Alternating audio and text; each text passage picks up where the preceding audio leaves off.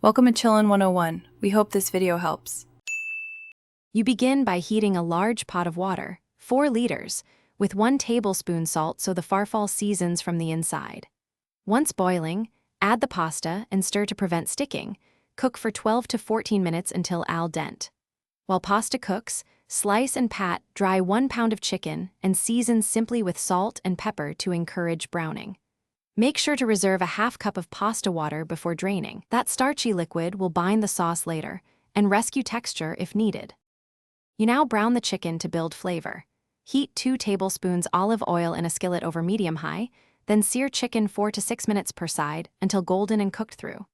Once seared, lower the heat and pour in 1 jar of Bertolli chicken Florentine sauce.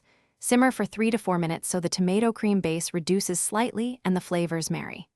Next, add 5 ounces baby spinach and stir until wilted.